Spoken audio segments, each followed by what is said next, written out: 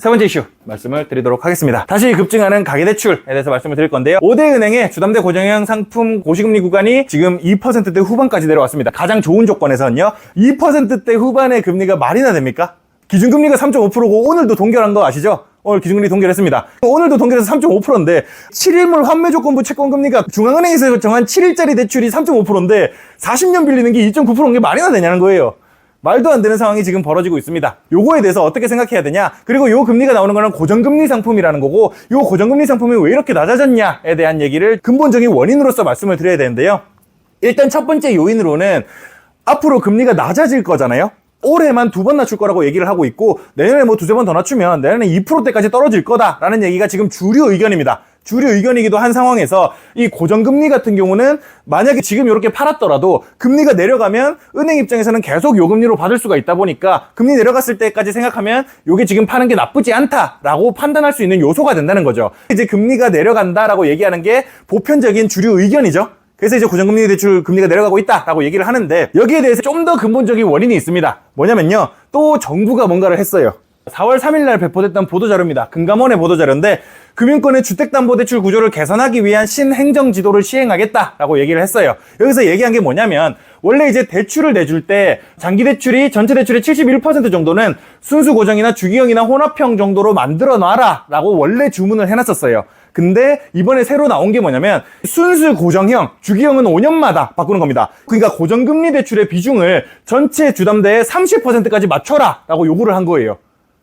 요 요구에 대해서 은행권이 맞추기 위해서 되게 분주한 움직임을 보일 수밖에 없습니다. 왜 그러냐면요.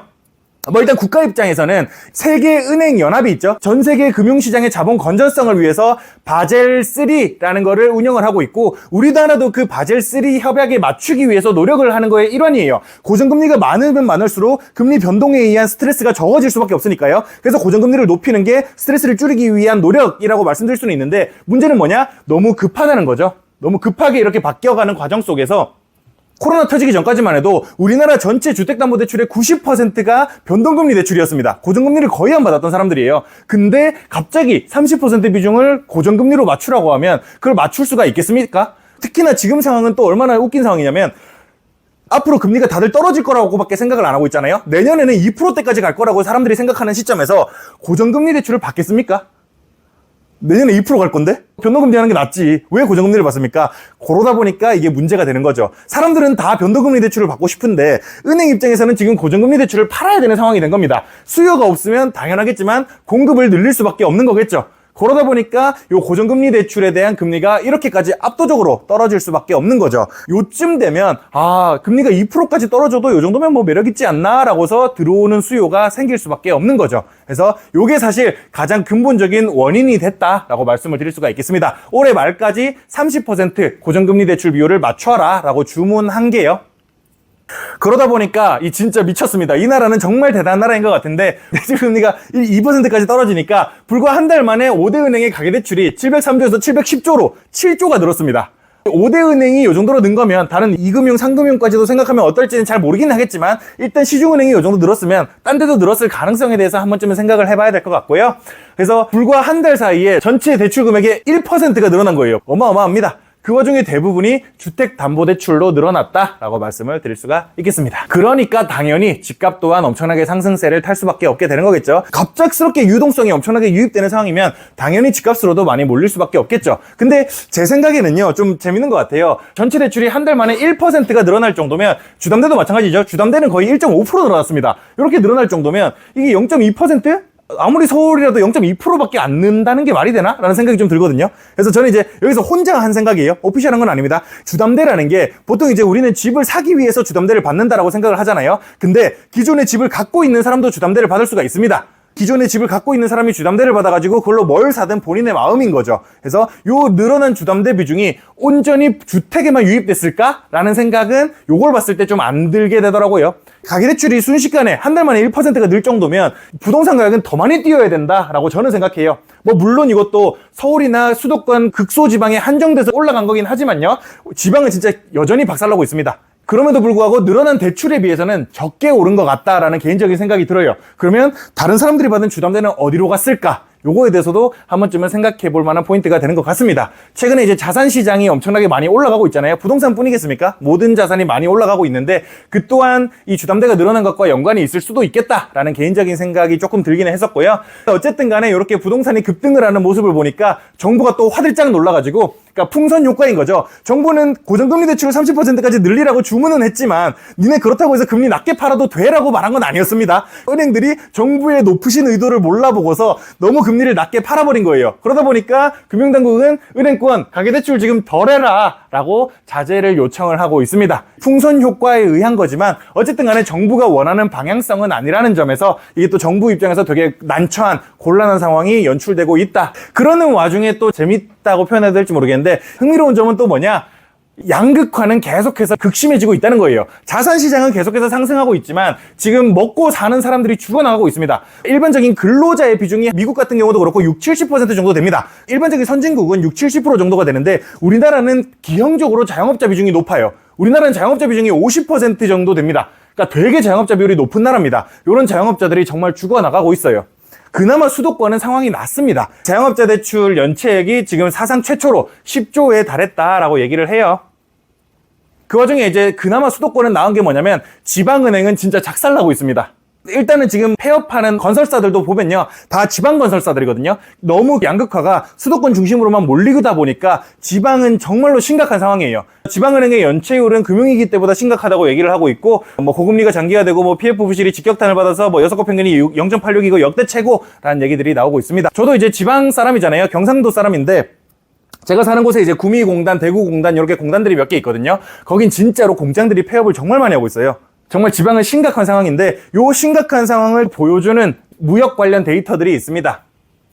6월 수출입 실적과 관련해서 말씀드릴 게 있는데 요거를 보기에 앞서가지고 먼저 말씀드려야 될 게 뭐냐면 2022년은 우리나라가 역대급으로 수출을 정말 잘했던 한 해였습니다. 왜냐면요, 우리는 물건을 많이 파는 나라예요. 우리는 대부분의 이제 원자재를 수입해와가지고 그걸 가공해서 해외로 수출을 하는 나라입니다. 가장 많이 파는 게 반도체, 두 번째가 자동차, 세 번째가 기계화학 이런 쪽으로 넘어가는데 2022년은 사람들이 서비스에 돈을 안 쓰다 보니까 그게 대부분 상품에 대한 수요로 이루어졌고 22년은 코로나 때문에 이동을 못했으니까요. 그 상품에 대한 수요가 급증한 덕분에 우리나라는 22년 수출이 통계 작성상 최대치였습니다. 압도적으로 높은 수출을 기록을 했었어요. 근데 원자재 값도 너무 비싸졌다 보니까, 원유 값도 너무 비싸졌다 보니까 수입 또한 압도적으로 높아져가지고 그때 무역 적자를 보긴 했습니다. 22년에. 요거를 일단 배경 지식으로 먼저 말씀을 드리고요. 그 다음 2023년 1월, 6월 통계를 보면 수출이 그때 너무 압도적으로 많이 했다 보니까 수출이 12.4%나 줄었습니다. 그러니까 우리나라의 매출이 12.4% 줄었다는 거예요. 매출이 12.4% 준 거면 많이 줄어든 거거든요. 근데 그만큼이나 원자재 값이 떨어지면서 수입도 많이 줄어들었다는 거죠. 그래서 요때 12.4%나 줄어들었던 기저효과에 겹쳐가지고 지금도 경기가 살아난다, 화랑이다 이런 얘기들이 나오고 있잖아요. 그리고 그 중심으로 반도체가 있다 보니까 데이터 센터를 중심으로 한 반도체 수출이 늘어남에 따라서 수출은 9.1%가 늘게 됐습니다. 1월, 6월까지. 근데 여기서 또 하나 생각해 봐야 될 게 뭐냐면 7.8% 줄어들었던 수입이 6.5% 더 줄어들었다는 겁니다. 이 부분에 대해서 한 번쯤은 생각을 해봐야 되는 거죠. 품목별로 한번 봤을 때는 수출 품목 중에 늘어난 거는 역시 반도체가 우리를 먹여 살리고 있다라고 얘기할 수 있겠고, 그 다음에 승용차, 석유 제품, 우리가 제일 많이 파는 게 차, 화정 이런 얘기 하잖아요. 자동차, 화학, 정유 뭐 이런 얘기를 하고 있는데 압도적인 1등인 게 반도체, 그리고 화학, 정유, 그리고 이제 차 이런 얘기들을 많이 하고 있는데, 그래도 우리나라 그나마 이제 수출이 잘 되게 만들어주는 견인하는 요소가 되어주고요. 반대로 이제 수입을 보면요, 원유 가격이 작년 대비는 올랐음에도 불구하고, 그래서 원유 수입이 늘었음에도 불구하고 소비재, 원자재, 자본재가 전부 다 감소했습니다. 치킨을 팔아야 되는데 우리가 이제 원래 치킨을 100마리를 팔고 있다면 2022년에는 진짜 많이 팔았습니다. 120마리를 팔았어요. 2023년 들어서는 110마리밖에 못 팔았습니다. 이제 120마리 사오다가 이번에 110마리 사왔는데, 이번에는 치킨을 다시 120마리를 팔았는데 사온 닭은 110마리밖에 안 된다는 거예요. 이 부분에서 우리가 다음에 과연 팔 게 없어서 이러는 건가에 대한 고민이 필요해지는 시점이라고 말씀을 드릴 수가 있는 거죠. 요거는 제가 연초에도 한번 얘기를 했었고, 지금 요 상황은 점점 더 커지고 있는 상황입니다. 불황형 흑자라는 말이 있거든요. 불황형 흑자가 뭐냐면 수출이 줄었는데 수입이 더 줄어가지고 흑자를 보는 케이스를 불황형 흑자라고 얘기를 합니다.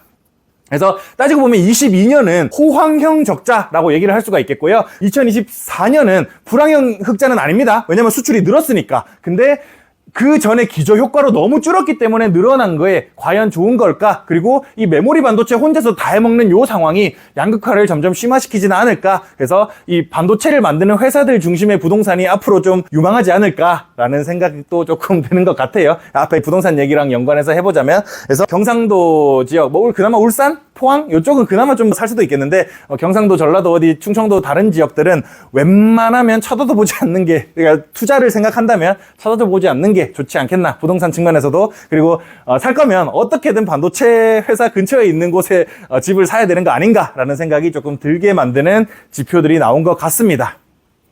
그래서 정리를 좀 드리자면요, 시중은행의 가장 좋은 조건에서의 고정금리 주택담보대출 금리가 2%대까지 하락을 했습니다.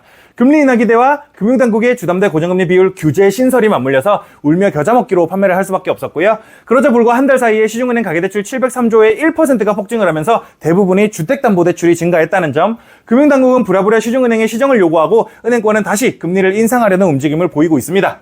한편 자영업 대출 연체율은 역대 최고치를 기록하고 지방은행의 상황 또한 악화일로를 걷고 있다는 점에서 비추어 봤을 때 수출 증가의 대부분은 반도체가 견인하고 있고, 원자재와 자본재의 수익 감소는 다음 먹거리에 대한 고민을 크게 제공한다고 말씀드릴 수가 있겠습니다. 대구가 원래 의류 산업으로 되게 컸던 나라예요. 그러니까 우리가 한창 경공업을 하고 있는 나라일 때 대구가 정말 커졌었고, 지금도 여전히 의류 산업이 정말 큰 비중을 차지하고 있는 나라입니다. 근데 이제는 의류 산업이 많이 죽었잖아요, 이 나라에서의 의류 산업이. 그러다 보니까 대표적인 소비 도시가 돼버렸고 가장 가난한 나라가 돼버렸습니다.